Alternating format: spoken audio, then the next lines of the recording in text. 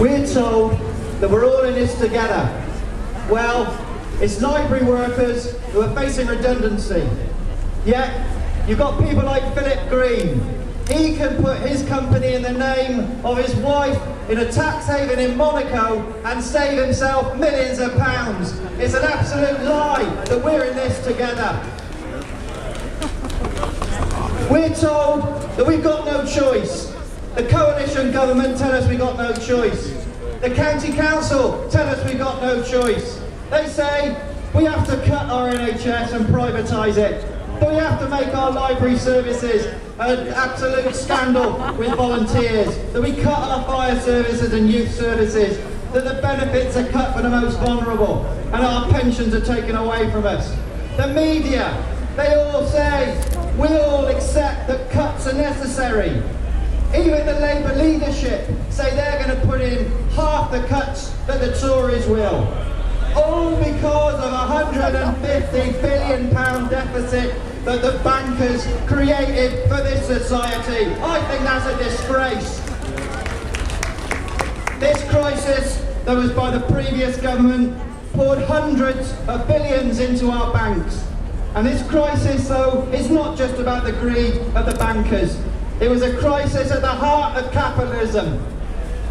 It's a never-ending search to maximise profits and poured money into the finance sector, which exploded a few years ago. And we're told we have to pay for their crisis. I say they should pay for their crisis. This debt, it was bigger at the end of the Second World War, and that's when they built the welfare state. Now they're saying for a smaller debt, you have to take the welfare state away. Again, it's a disgrace. And now the bankers who bailed out carried on with their massive bonuses. Health workers are told you have a two-year pay freeze. 1 in 5 young people are out of work. Yet Stephen Hester, he's the chief executive of the Royal Bank of Scotland. They got £1 billion in bailout, and he's on track for a £3 million bonus.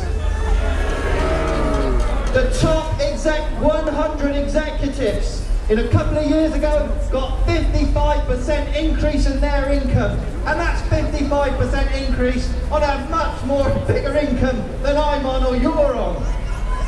It's the crony nature of capitalism has been laid bare through the thievery of big business with the tax dodging and the parasitical speculation. Britain loses 123 billion in tax every year through these offshore fiddles. And the hub of it is the City of London. Carmichael himself had a donation from a company who has an offshore subsidiary. That's how much these politicians are linked in with big business. They want to protect their mates. We have to force them to get that money out of them so that can pay for our public services. We'll build a movement that shakes these politicians and their big business friends to their knees. Not one cut is necessary. But our movements need the strength to say, we'll take it off the finances and the wealthy, not our jobs and our public services. Take the banks that we've poured money to into public ownership under democratic control, so that we control the money, not the financiers. But to do this, we need a mass movement. Protests alone probably won't be enough to shift this lot. If strike action is needed to defend jobs, to defend our public services, I for one will support it, and I think everyone here as well should support that action to defend our services. If we need strike action, then it has more effect if it's coordinated. We must build for the demo on March the 26th, the national demo, which will be massive. And we will have coaches going from here. If anyone wants to go, you can give us your name at the end. And all those who accept the cuts, we'll use that to build a movement to push them aside. And use that movement to build the idea, for instance, starting with a one-day public sector strike, which can shake the government and shake their big business friends. We might need to do other things. We might need to look at occupying libraries if they're going to close. We might need to look at occupying youth centres to keep them open. That's the kind of action we might need to do. We should challenge the idea that the market is always right. We must build on that movement and that momentum until we force that change. We won't pay for their crisis. Thank you very much.